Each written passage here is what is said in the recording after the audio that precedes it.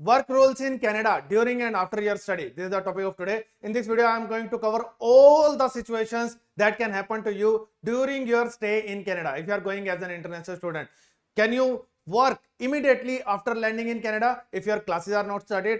Can you work after starting of your classes? Can you work if you are a part-time student in Canada? Can you work during your scheduled break? Can you work during your unscheduled break? Can you work during your co-op? How much you can work during these periods? Can you work after the application of PG work permit? Can you work after returning to Canada? If you applied for PG work permit, left Canada and came back to Canada, can you work during your PG work permit? Can you work during your PG work permit extension application? In all those scenarios, can you work and how much you can work? I am going to cover each and every bit of it in this particular video.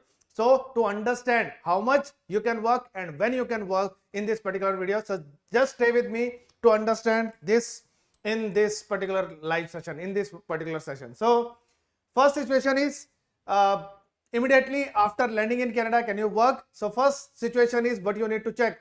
What if the work permission on your given is not given on your study permit? Can you work in that scenario? The answer is no, you cannot work in Canada. So first thing you need to check when you are entering in Canada, when you are getting your study permit on your airport, in that case what you need to check, whether in the conditions it is mentioned that you can accept employment. Here there is a fourth condition which you can check: may accept employment on or off campus if meeting the eligibility criteria, blah blah blah blah. So many things are written. So you need to find this condition on your study permit. I still remember Prince did not check it while getting the study permit and he was not able to work in Canada because this condition was not mentioned on the study permit. Then we had to apply for the change of condition in study permit and he got a new one and then he could start working. But in most conditions, in most situations, you will find that this condition is mentioned, but if it is not mentioned, you cannot work in Canada. So while taking your study permit on the border, on airport, just check it whether this condition is there or not. So check the study permit condition before leaving airport. If you leave airport, they will not allow you to come back and discuss this case to get the new permit. As soon as you are getting it, just read the condition there only and ask the border officer, no, there is no condition of work. Please add this condition and give me a new permit. So just check it there only. Apply online and modify the study permit. If it is not mentioned and you did not check it, in that case, you need to modify your study permit by applying an online application. Then you will have a new study permit. The case of Prince, as I shared with you. This is my study permit of Canada when I went for PhD. So here it is clearly mentioned that I can take work on campus and off campus. You need to check this condition. Non-degree programs.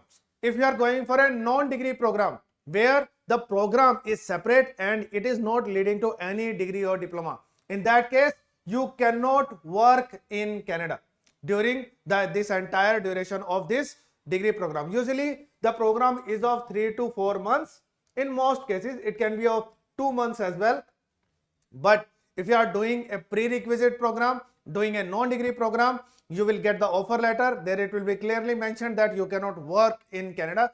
And if it is not mentioned that you cannot work or you can work, if nothing is mentioned but it is mentioned that it is a non-degree program, in that case do not work part-time, full-time during this particular program. So if studying a non-degree program, you cannot work in Canada. Usually the programs are TLC program. These are English language programs mostly, or a preparatory program. So ESL, FSL, which are English or French as secondary language program, or a preparatory non-degree program. In that case, you cannot work in Canada.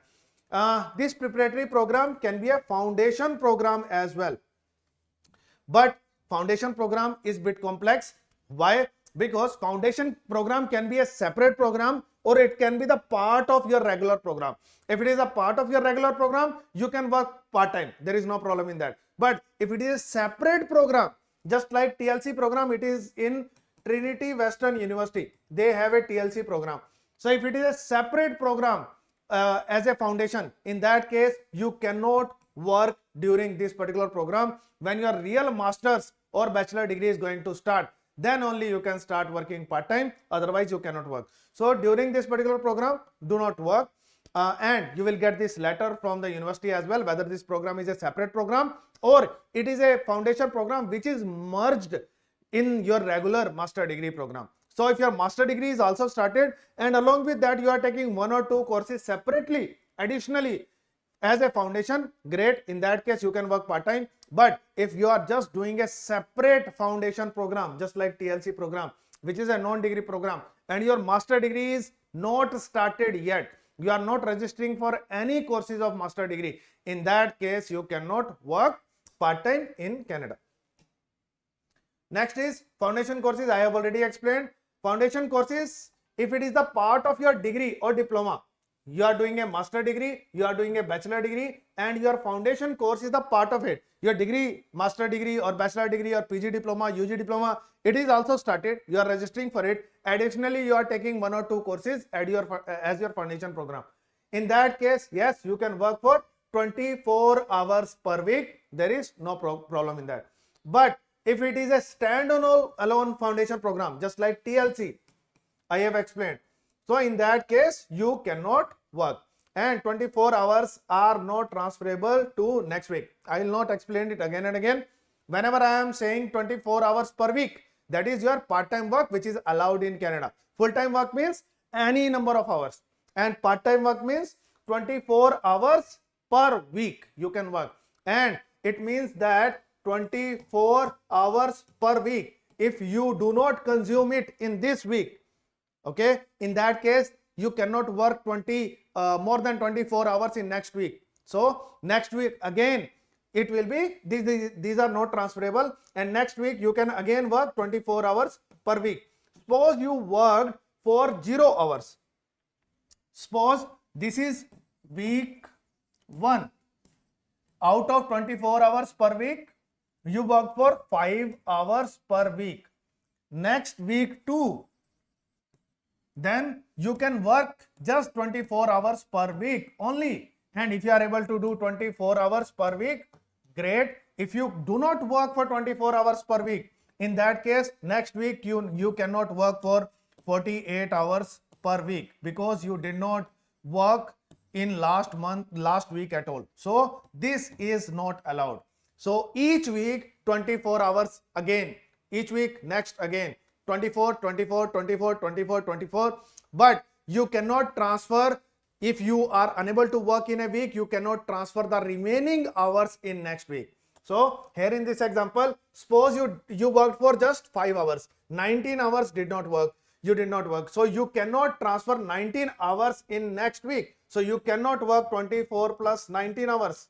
Okay. So this is not allowed. You can just work for 24 hours again. So your per week, whatever you can work per week, part-time work is not transferable. These hours are not transferable to next week. Each week you need to consume 24 hours. If you are not consuming them, they are lapsed, they are gone. Next is, what if studying in a private college or program without a PG work permit? Okay, so if you are studying in a college which is DLI approved, it has a DLI number, but your program will not get you PG work permit. And there are colleges which are DLI approved, but they will not get you PGWP. So there are all type of options available. There are colleges which are DLI approved with PGWP. There are colleges which are DLI approved without PGWP. And then there are programs in these colleges. There are programs in approved DLI colleges with PGWP, and there are programs in DLI approved colleges without PGWP. So all kind of combinations are possible. So can you work if you are studying in any such situations? Okay. So first of all, if it is a private college or maybe a public college or combination of this, if your college is DLI approved, whether it will get you PG work permit or not, just forget about it. If it is DLI approved, and if you are a full-time student, whether it will get you PG work permit or not. In this situation, if the college is DLI approved and you are a full-time student in a regular program, whether it is PG work permit approved or not, it doesn't matter. You can work part-time 24 hours per week during your study. If you are studying in a DLI, the college has a DLI number and you are a full-time student. Now your program, even if your program will not give you PG work permit, still you can work part-time during your study. And if your college needs to be just DLI approved. If the college is DLI approved and you are a full-time student, you can work part-time during your education. It doesn't matter whether your program is PG work permit approved or not. It doesn't matter whether your DLI, your college or university has a DLI number and it is not PG work permit approved. In both the cases, if you are not going to get PG work permit, still you can work part-time at least the duration of your study whenever you are studying. So you can work part-time. So it is not a problem. PGWP eligibility does not matter to work part-time. So even if PG work permit eligibility is not there, still during your study you can work part-time. Don't worry about it. Before starting your study, you cannot work before start of your first class. For example, now someone is going in September or someone has already reached September, maybe next year January. Suppose your classes are going to start from January 8, 2026. You will land in Canada on December 15, 2026. So before January 8, 2026, you cannot work in Canada. You can search for a job, but you are not allowed to work. So just remember it. You, after landing in Canada, you can roam here and there. You can visit places with your friends or someone, and you can go your own as well. You can search for the jobs. You can give your resume, but you can start working after the first class whenever you are going to attend. So when your official session is going to start, from that date onwards, you can start your part-time job as well. Before that, you cannot work part-time. Also, you need to remember, suppose you defer your admission. Rather than starting your study in January, it was supposed to be started in January. You defer your admission and you are not starting. You are still inside Canada. So you are taking unscheduled break here due to any reason. And you deferred your admission to May 2026. So even if your initial classes were starting in January, but you are not taking the classes, you have deferred your admission, maybe to change your college or university, maybe to apply for any other study permit, or to do anything, any reason. You took an unscheduled break, you are not taking the classes, then you are not allowed to work in this period. From January to May, you cannot work. Once you start your classes again in May, then you can start working part-time. So legally, this is the rule. Full-time student, if you are a full-time student in Canada, you can keep working part-time. Part-time means 24 hours per week. Suppose your classes are starting in September now, September 8th or something, you have started your classes. Now you can keep working part-time 24 hours per week, that is allowed to you, and each week you will get new 24 hours. So you can keep getting 24 hours per week. If you are not consuming, suppose from 8th of this month, 8th of September till 15th of September, you did not work at all. So you cannot work 48 hours next week. It cannot be done. Just remember that. Okay. These 24 hours are not transferable to next week. Just remember it. If it is not used, so even if you are not working for for entire month, next month you cannot work for 200 hours. It is not allowed. Okay. Each week 24 hours. Okay. So it is not transferable. One more confusion is there. People are having whether Uber, if you do Uber delivery, you can do Uber walker as well. You can walk and do deliveries in downtown. Usually it works. I have done it. So if you are doing Uber, Doordash, Skip the Dishes, so these are delivery applications for food mostly. If you are doing giving services there, will it be counted in 24 hours per week? The answer is yes. So if you are doing 20 hours per week Uber, then it will be counted for your 24 hours per week, and remaining 4 hours you can do any other job, whatever you want to do. So this period, whatever you have spent during Uber, Doordash, skip the dishes, it is also counted towards your part-time work, and it is counted in 24 hours per week. Can work unlimited number of hours on campus. So this is off campus work. Okay, 24 hours is off campus. On campus means in any of the facilities of your college and university, you can work unlimited number of hours. If you are working in IT, on reception, or any other job you are getting in, maybe in canteen, cafeteria, wherever, if you are getting a job in the facility of your university or college, in that case you can work unlimited number of hours.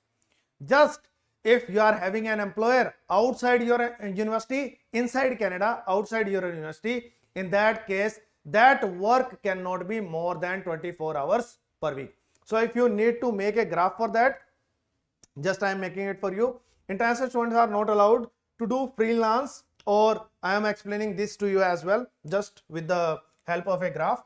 So this is your university, okay, and this is entire Canada. So you can work 24 hours per week anywhere in Canada under any Canadian employer. So this is 24 hours per week. In university, it is unlimited. Now, there is one more thing which is called freelancing or self-employment. Freelancing or self-employment is not allowed in Canada. But how you can do it, how you can manage it? If you are managing it outside Canada anywhere. Suppose you are having an Indian freelancing account and you are doing any work, any freelance work, you are making IT softwares, or you are making any designing or doing any work. So your employer is also outside Canada, and you are getting your salary is also salary or income is also outside Canada. Everything is outside Canada.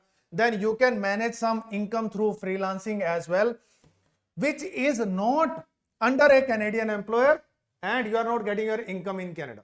So nothing is inside Canada. If everything is outside Canada, you are giving, your account is outside Canada, you are giving services outside Canada, employer is also outside, and you are getting the money that is also outside. So nothing is inside Canada, not interfering inside Canada.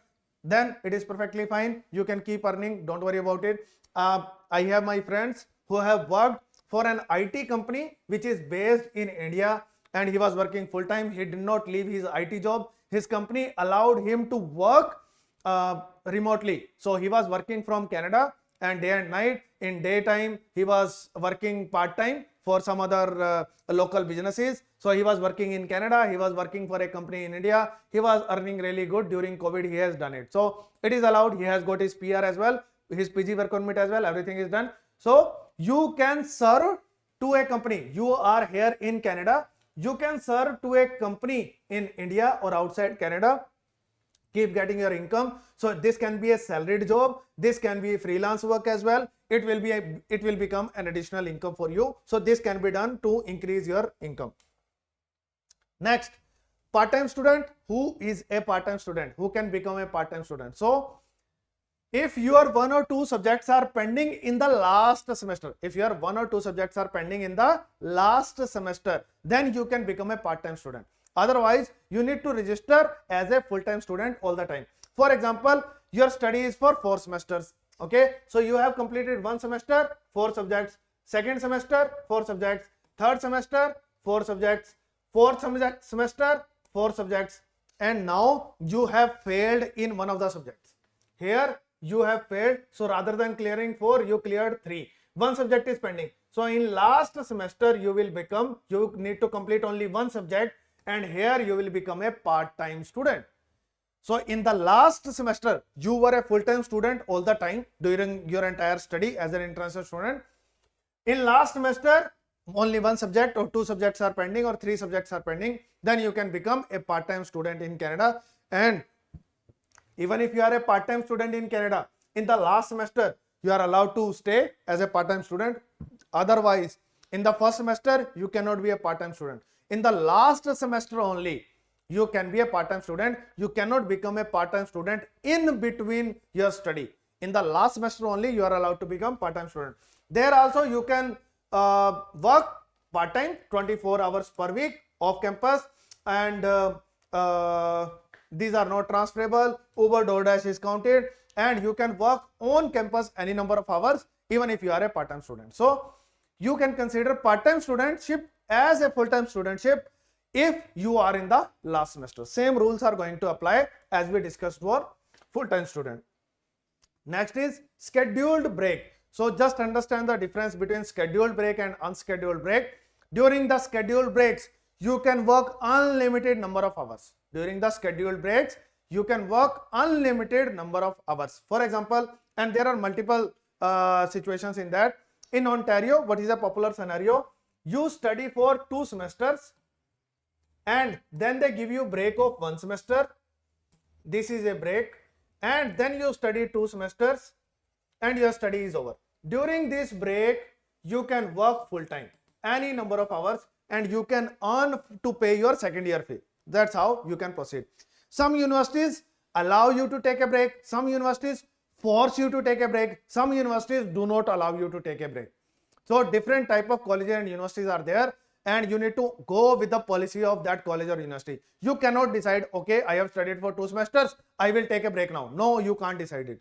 If it is allowed, then only you can take it. If it is not allowed, you can't take it. In British Columbia, system is little bit different. Mostly how they do, in British Columbia, they give you a break in summers.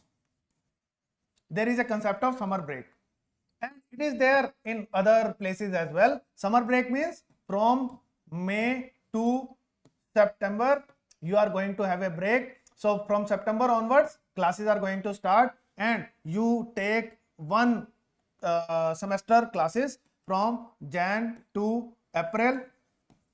In May, they are going to give you a break. During this break, you can decide to study as well. If the professors are available, college is saying that okay, if you don't want to take a break, we are going to give you classes. In that case, you can start taking your classes. Otherwise, if you take a break, then it is called a summer break. It is also a scheduled break. Basically, if the college or university is giving you scheduled break as per their curriculum and setup, then take it. If they are not giving you official break, you can't take it. You can't force it that I want to take it. No, you cannot say that I want to take it. You can say I want to take classes if it is allowed. So it all depends upon the curriculum of the university. If the university says no break at all, then there is no break. If they say it's your wish, you want to take it, take it. If you don't want to take it, we will give you classes.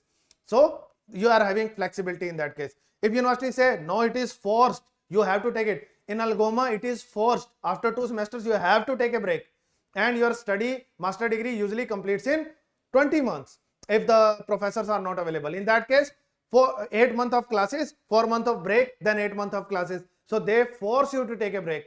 So it depends upon the university and college. If their policy is going to allow you, gives you flexibility, you can take it. You don't want to, if you don't want, you can just take classes.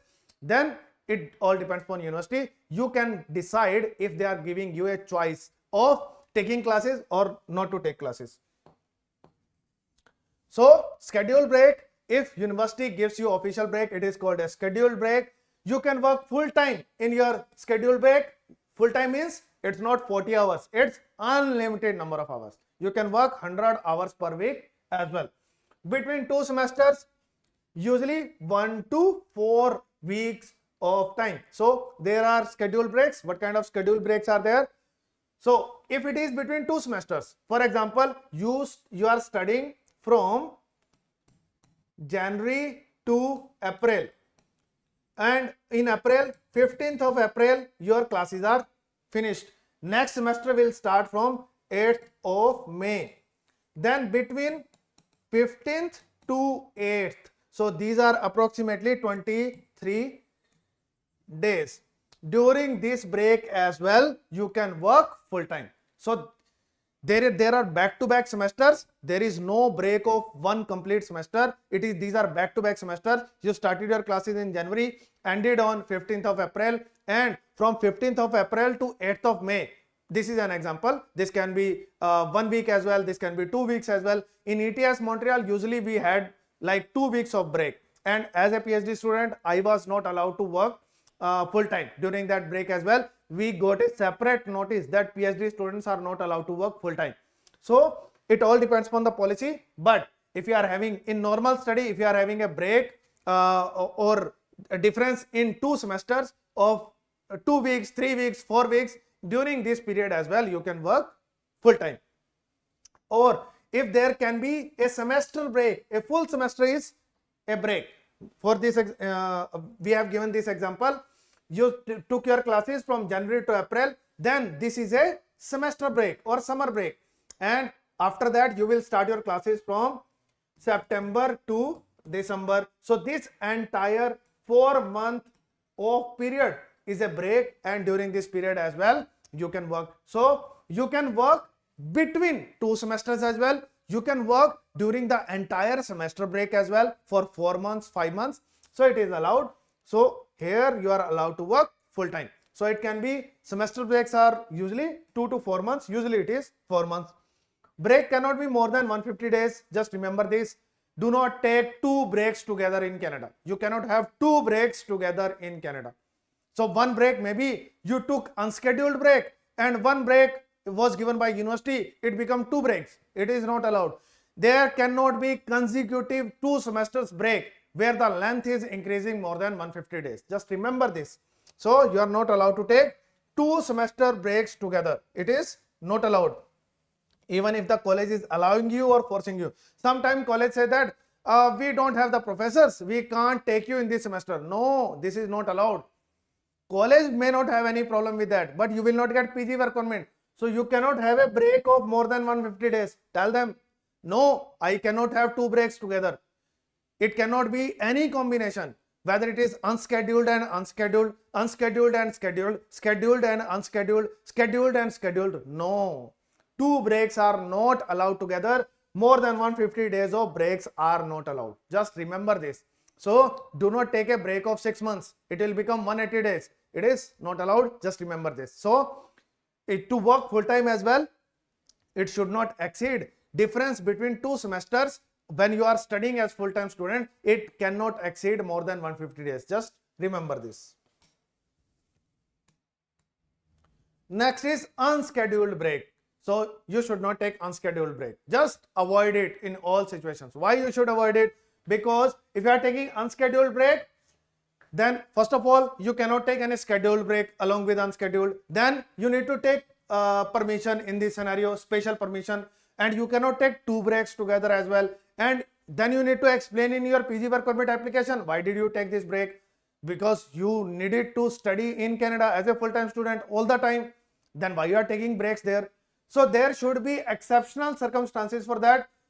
During maternity period, you can take it. Death of a near one and you need to travel to your home country, or poor health condition, you are having poor health, mental or physical health condition, then in exceptional scenarios you can take it. Do not take with scheduled break. I have already explained. You have taken a break of 4 months, then you are taking a scheduled break of 4 months. It is more than 150 days. It will become a problem for you. Not during your study. During your study doesn't matter. When you will apply for PG work permit, then visa officer will refuse your PG work permit application and you are gone. So do not take unscheduled break without taking permission. Cannot work during this break. Again, it's a loss. During unscheduled break, you cannot work. Neither part-time nor full-time, nothing. And take written permission in advance for this break. So many people are there, they just decide on their own, we are not going to register for this semester. And what happens later on? Once we are ready to apply for PG work permit application, we ask for the proof. Give me the proof that you took it in writing from the college. College said that, okay, it's your decision. If you don't want to register, you can decide not to register. But they are not responsible for all of your losses. You are responsible for it. You cannot say anything, my college did not give me anything in writing. It's your responsibility to take it in writing. If you are not going to take it in writing, you will get the refusal of PG work permit. Nothing will happen to college, even if it is the fault of college. Okay, so take everything in writing whenever you are taking a scheduled break in the exceptional circumstances, and you cannot work. Do not work for a single day if you are taking unscheduled break. So unscheduled break, it is not allowed, but you can take permission for that, and then only you can stay in Canada as a student. So it cannot be, so this is just a perception of what I have explained to you. It cannot be more than 150 days. It is unauthorized break, but you make it authorized by taking a permission, and it cannot be more than 150 days. Just remember it. I have explained it to you. And these are few exceptional circumstances I have explained. So it can be anything authorized by DLI. So you need to take permission, cannot be longer than 150 days.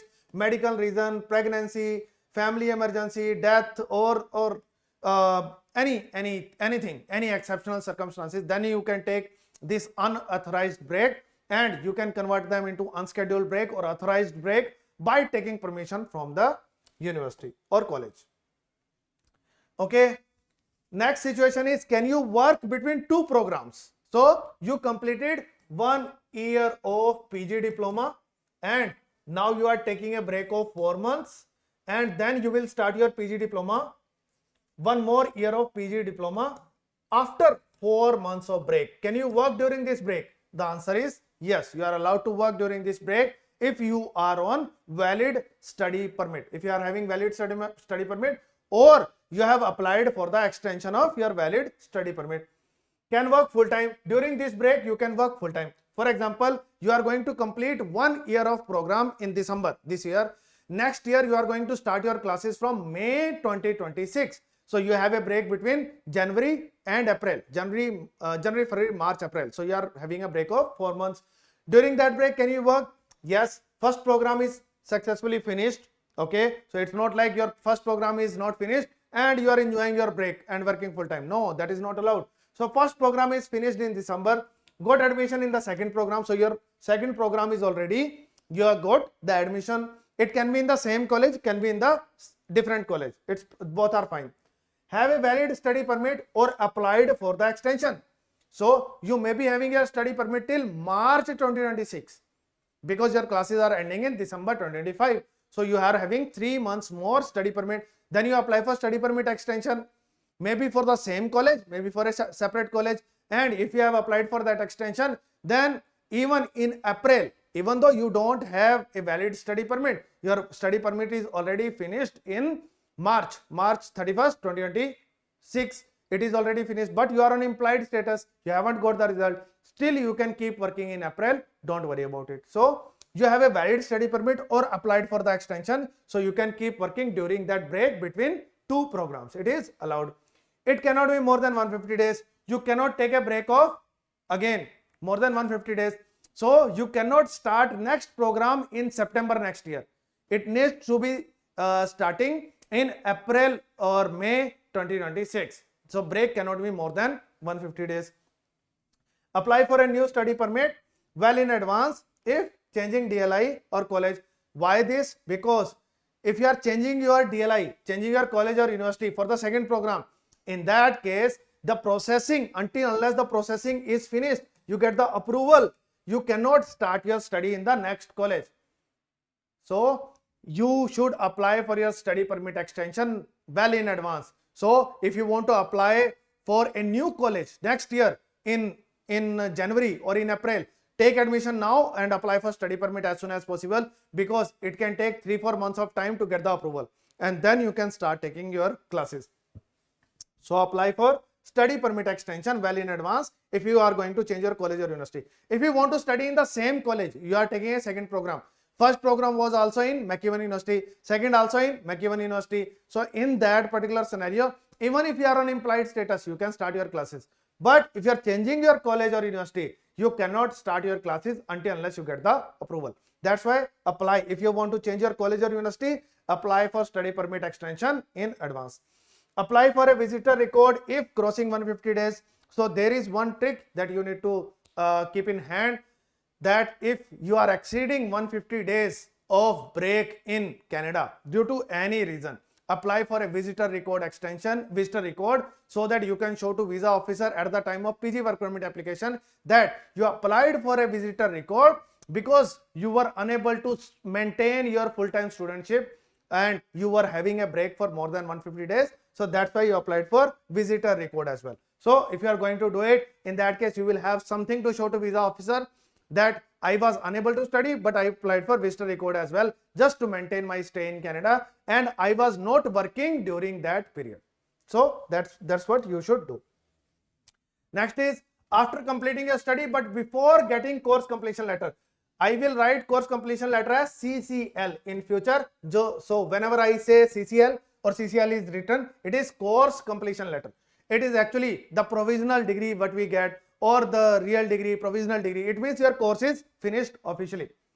So you can work full time during the official end date of the semester before getting your course completion letter. So this is one confusion students are having. What's that? For example, your classes are finished on 8th of December. So there are no classes after that. Officially your semester is ending on 15th of December. And you will get your course completion letter on 5th of January. So during this official end date of the semester, 15th of December till 5th of January, you can work full time. You can work full time any number of hours. But you can work part time during this period. So your classes are officially finished. Assignments are submitted. Everything is done. But officially, the semester is not finished yet. If the semester is not finished yet officially, in that case, you can just work part-time here and you can start working full-time after the official end date of the semester and till you get your course completion letter. Okay, just remember it. Once you get your course completion letter, same day, submit your PGWP application and next day again you can start working. Okay, but if you are going to apply for your PG work permit, maybe on 10th of January, then between 5th and 10th of January, you cannot work in Canada. Just remember this. After applying for PG work permit from a valid study permit within 90 days of getting course completion letter from inside Canada. Now, there is confusion between people. They think that you can apply for your PG work permit within 180 days. Okay, yes. The timeline is 180 days. You can apply for PG work permit within 180 days. But from inside Canada, it is just 90 days. There is one additional rule which people do not know. The rule is your study permit is just valid. Your study permit is just valid for 90 days. After getting your course completion letter. As soon as you finish your study permit stays valid for 90 days only. So it means after 90 days, you will be considered out of status. Just remember this. So that's why you should submit your PG work permit application within 90 days of getting your course completion letter. Because even if you have maybe, suppose your classes are going to end, in April 2026 and in April, on 15th of April, suppose your classes are finished, your semester is over. Now, you have 180 days to submit your PG work permit application, 180 days. But after and your study permit is valid for maybe till December 2026. Your study permit is valid. You have a study permit till December 2026. But after 90 days, April, May, June, July, on 14th July 2026, your study permit will become invalid.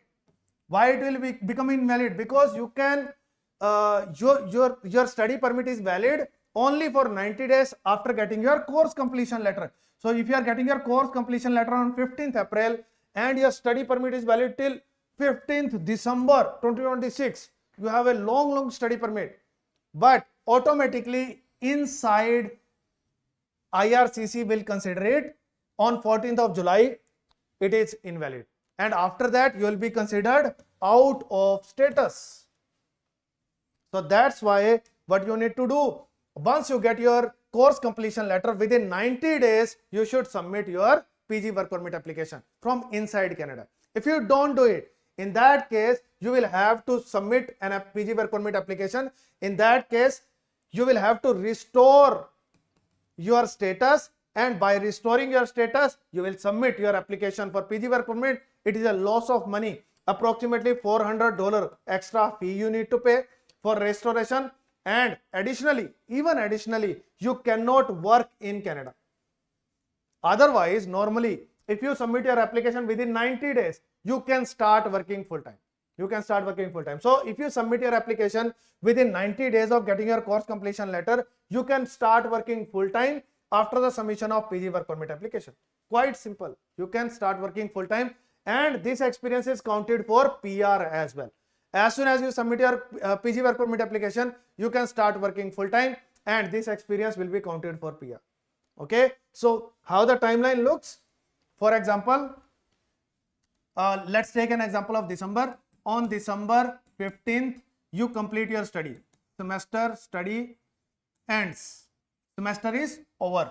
Then after 15th of December, suppose you get your course completion letter on 25th of December. Okay, so between this period, you can work full time, and on 27th PGWP application, on 27th of December you submitted your PG work permit application. So in between these 2 days you cannot work. So as soon as you get your course completion letter, you are no more a student. Your study period is over. Okay, now you submitted your PG work permit application after 2 days. So between these 2 days you cannot work, and then as soon as you submit your PG work permit application, you can keep working full time until unless you get the approval of PGWP. Suppose you get the approval after 6 months, maybe in August 2026 you get the approval of PG work permit. As soon as you get approval, keep working full time. So no need to stop your work during this period. And here, suppose you get your course completion letter on 25th of December and you submit your PGWP application on 25th of December only, same day, then you don't require to stop working. The day you get your course completion letter, same day you apply for PG work permit and keep working. No need to stop your work. So that's why I always say that prepare your PG work permit application in advance. As soon as you get your course completion letter, submit your PG work permit application. Do your IELTS or PT test in advance as well, and so that you don't require to waste your time sitting idle at home. This is how it is going to work. After applying for PG work permit from after 90 days of getting your course completion letter. Okay, so there can be a particular situation here. What kind of situation is? I have already explained. After 90 days of getting course completion letter, then you submit your PG work permit application. What you need to do? You will be considered out of status. After 90 days of getting course completion letter, you need to restore your status to submit PG work permit application. Cannot work after the submission of application. It's a loss. It's a big loss for you. First of all, suppose PGWP processing is going to take 6 months.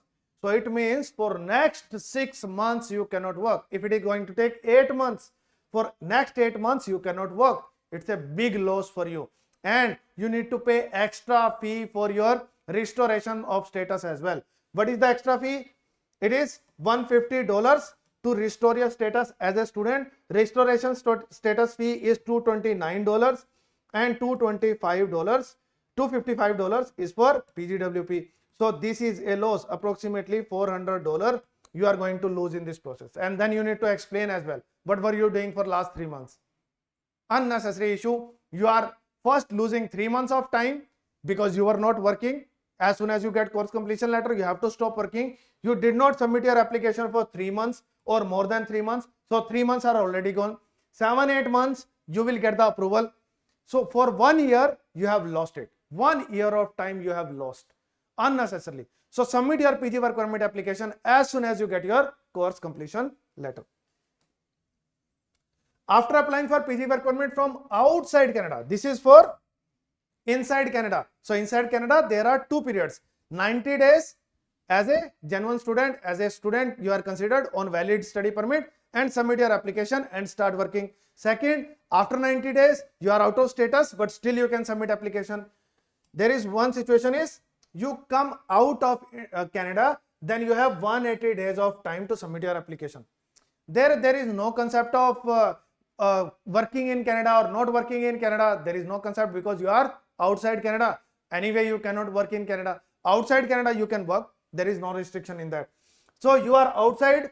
So wait for PPR. You will get a passport request the way you got it for study permit application. So you will get passport request, send your passport for stamping, get the visa stamp on the passport, travel to Canada, on border you will get your PG work permit. So get the visa stamp on the passport and travel to Canada, get PG work permit on the airport, start working full time after landing in Canada. If you travel before the approval, get visitor record and do not work. For example, you applied for your PG work permit from outside Canada, but you have a valid visa stamp on the passport. After applying for your PG work permit, because you have a valid visa stamp, based on the implied status, you travel to Canada, but you haven't got the approval of PG work permit. And as soon as you submitted your PG work permit application from outside Canada, you went to Canada. After landing in Canada, border officer will see, okay, your PG work permit application is still in process. I cannot grant you PG work permit. Take this visitor record. He will give you visitor record.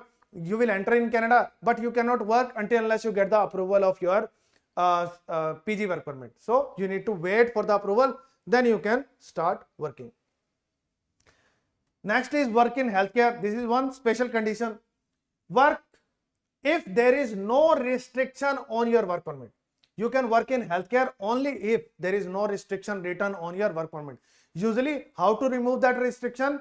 Submit a valid medical for the removal of this condition. So whenever you are applying for your work permit application, any work permit, whether it is spouse upon work permit, whether it is co-op, where you require to work in healthcare, especially in clinical type of jobs, or you are applying for PGWP, in all the work permits, try to submit your valid medical along with the application. And right now, as per a public policy, your medical is valid for 5 years. So you can submit your old medical as well. It can also work. But some employers restrict you. They ask you for the medical and they restrict you that we want a new medical. They don't understand this 5-year rule. If that is a condition, try to submit your, if you can do it easily, try to submit a new medical so that no one can question on this 5-year thing that where it is written that 5-year we don't consider it. If you are having a 1-year-old medical, then only we are going to consider. So do your medical in Canada if you want to work in healthcare, so that at any stage it does not create any problem for you. Because if employer stops you, if visa officer does not consider in any case, it is going to delay your application and you will not be able to work, or you will or they will give a condition on your work permit, PG work permit, that you cannot work in healthcare. Then to remove your condition on that PG work permit, it will again take 8 months of time and the entire time is wasted. So it's better that if you are able to do a new medical inside Canada, do it and submit it along with your PG work permit application or SOWP application. I always recommend everyone to do it for all the work permit applications. Even if you are not looking to work in healthcare, still do a medical and submit. Your work permit should not have this condition that you cannot work in healthcare. Why? Because right now to get your PR in Canada, most of the people will have to work in healthcare. Whether you are working for 6 months or permanently, but everyone may require to work in healthcare. And if you will require to work in healthcare and then you will go for change of condition in PG work permit, it will become a problem for you. It will waste 8 months of time and you may miss the chance as well. So do not have this restriction on your work permit. So if you are going to work in healthcare settings, any healthcare setting, whether it is laboratory, patient attending, or work as nurse or personal support worker, or any healthcare situation where you are going to physically meet patients or unhealthy people or elderly people or kids, you will require this medical. So do not have this restriction on your PG work permit or SOWP. Next is after landing and returning to Canada if on implied status of PG work permit. This is one special type of thing. Many people do not know about it. I also got to know about it few months back. So this is one special type of thing. Suppose you apply for PG work permit from inside Canada. So you are in Canada, you applied for your PGWP. Okay. After that, after your application, you get an implied status. Then you went to India and you have a valid visa stamp on the passport. So you are able to come back to Canada. Now, as soon as you land in Canada, if your PG work permit is already approved, you will get it on border. If it is not approved, border officer will give you a visitor record. But even after entering in Canada on a visitor record, you are allowed to work. You can start working full time again. So as soon as you submit your PG work permit application and you were on valid status that time, you were having a study permit, within 90 days you submitted your PG work permit application. So you can start working full time. We have already discussed about it. But if you leave Canada, come back to Canada, usually in most of the application, your implied status is gone. If you leave Canada after the submission of SOWP extension, your status is gone. After the submission of visitor record extension, your status is gone. After the submission of study permit extension, your status is gone. But PG work permit is a special type of application. Even if you leave Canada, come back to Canada, you will be able to work. So this is one special type of application which does not leave implied status. Implied status is not lost even if you leave Canada. So just remember it. Even if you are coming back to Canada, you get a visitor record on the border and you enter in Canada, you can start working, you can keep working, no need to worry about it.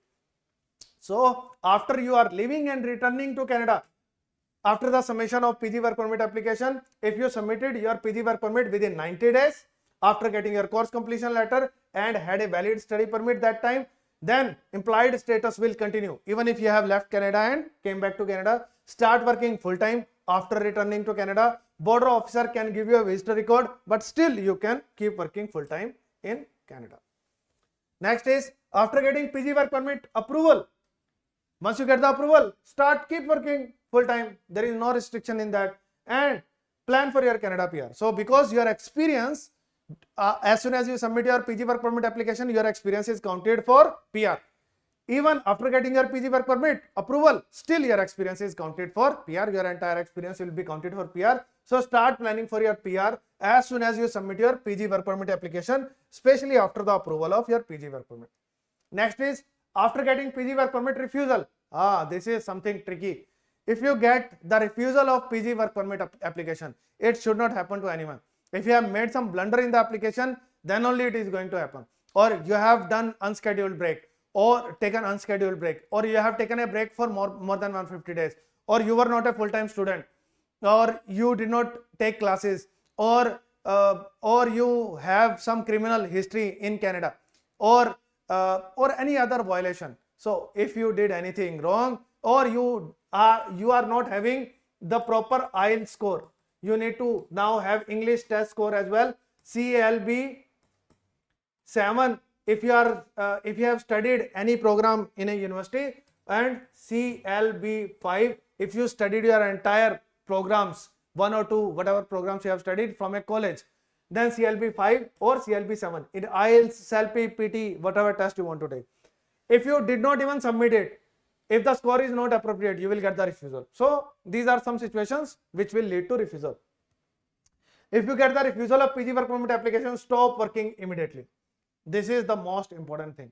You are out of status after getting the refusal of your PG work permit application. Submit reconsideration request if IRCC made a mistake. So you submitted everything correctly, you did not make a mistake, but IRCC made a mistake in evaluating your application, or you were working more than 24 hours per week. That is also a condition for the refusal of work permit, PG work permit. So if you made any mistake, then it's gone. You can't have a fight for that.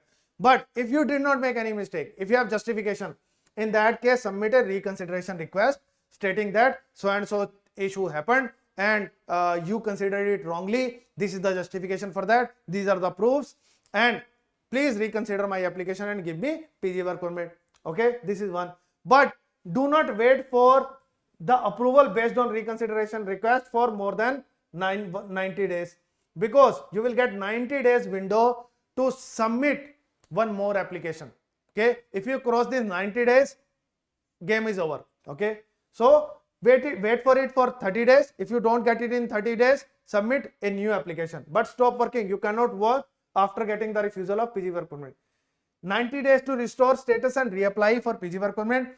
No rule if 180 days are passed when you get the refusal of PGWP, so resubmit the PGWP application. So there is no clarity. I have done a lot of research. IRCC allows you to apply for PG work permit within 180 days of getting your course completion letter. Okay, suppose you get your refusal after 180 days, what will happen in that case?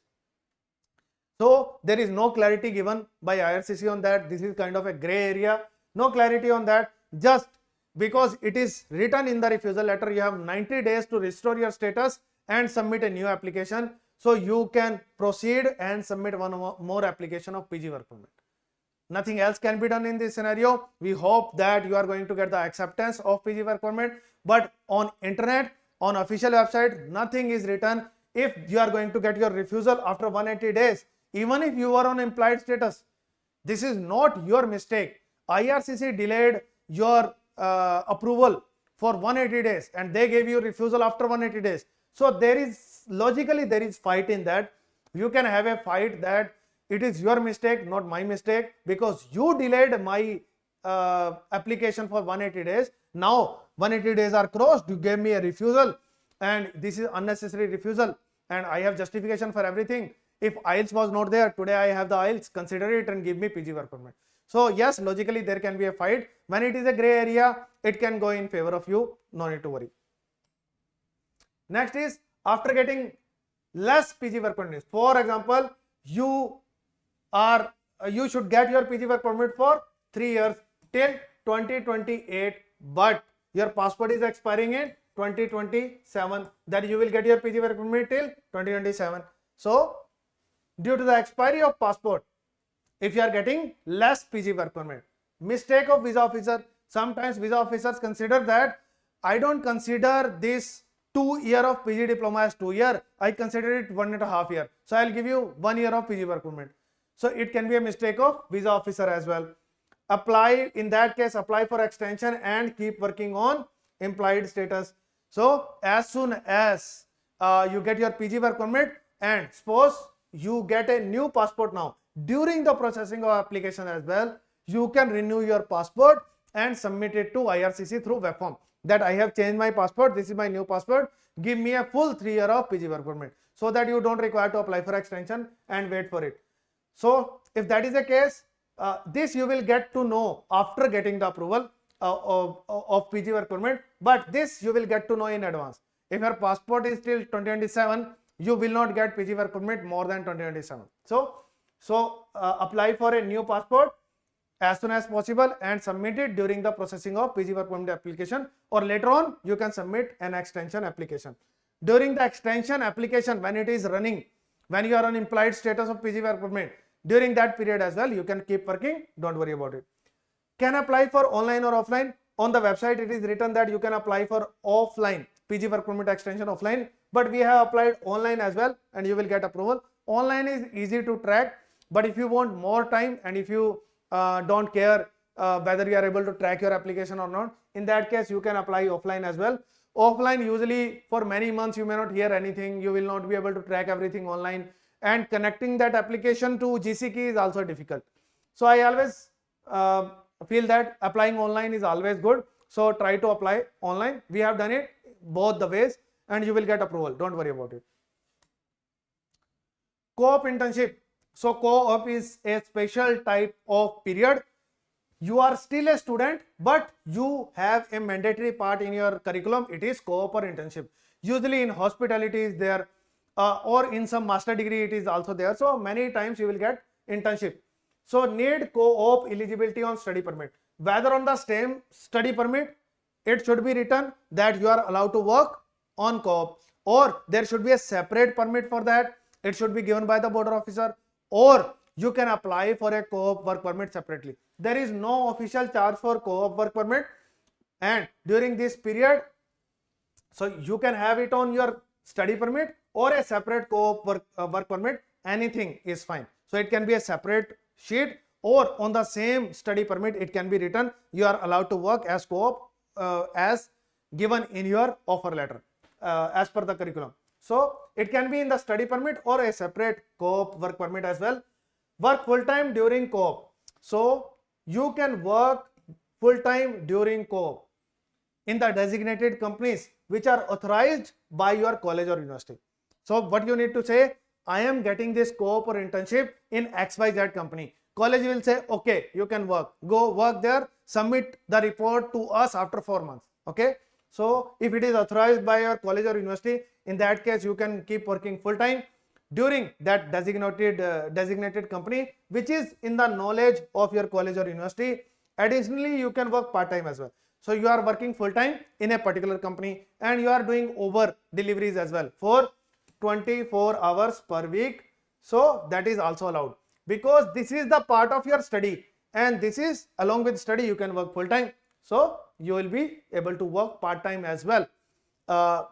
Along with your study you are allowed to work part time. So along with your full time work in a particular company which is authorized by your college, where you are doing internship, you are earning in that particular company as well, and working part time as well wherever you want. So that can be continued.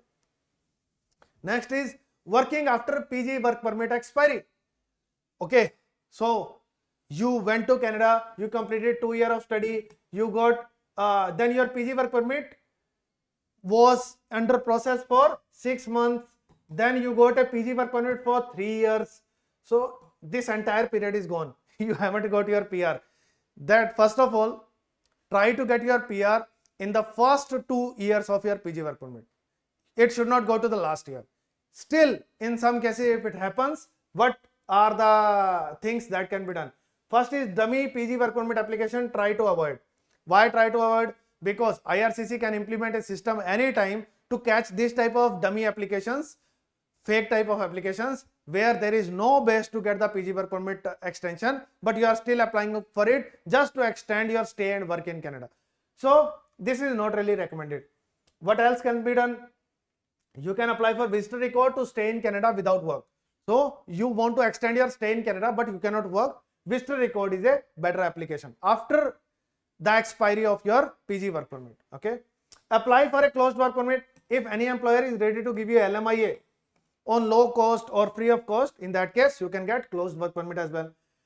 If you are in the process of PR and your PR is not done but application is in process, you can apply for bridging open work permit as well, BOWP, at the end of your work permit. Usually it is for 2 years you get bridging open work permit, so you can keep working because your application is still in process, PR application, and you have got acknowledgement of receipt. Your documents are received by IRCC. So in that case you will get AOR and you can apply for bridging open work permit. If you are married, in that case you can flip your roles.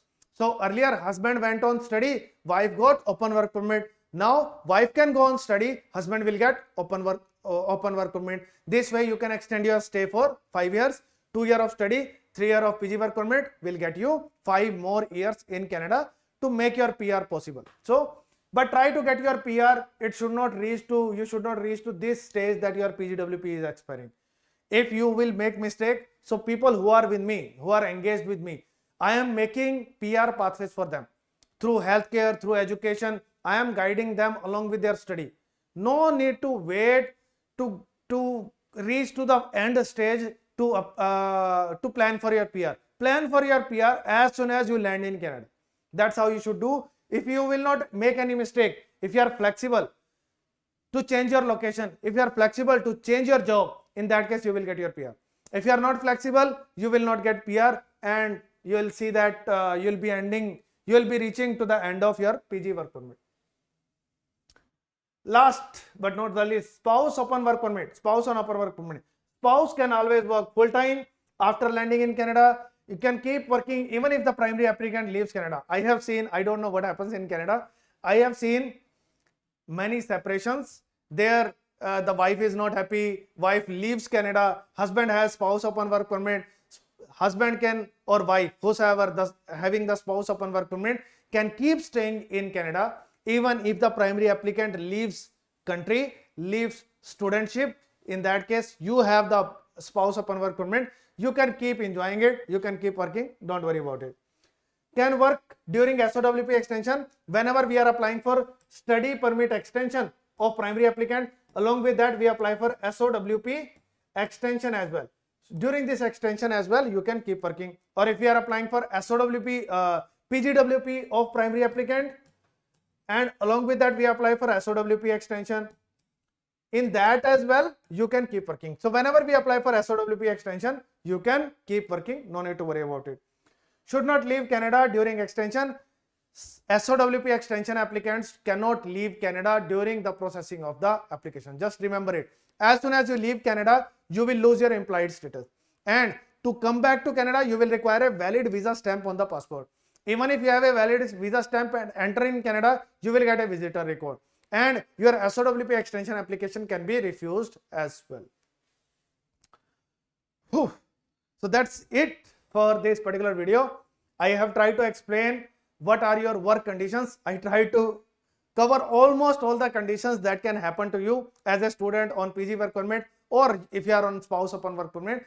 So that's it for this particular video. And if you want to apply with me for your PG work permit, SOWP extension, your Canada PR application, parents visitor visa, super visa, or passport extension renewal, or VAS, or anything, whatever you want to do, I can help you in that. This is my WhatsApp number. You can ping me on the number. I'll be happy to take care of your case. And if you want to know how you can make your Canada PR possible, then this is the video. Must watch it, because after landing in Canada, you should start planning for your PR. It is the most important thing, because PR is the ultimate target. Rather than spending 5 years and then starting planning, no, that is not the way. Start planning as soon as you land in Canada. This is the video you must watch for understanding how you can plan your Canada PR. Thank you so much for watching this video till then. See you in next video.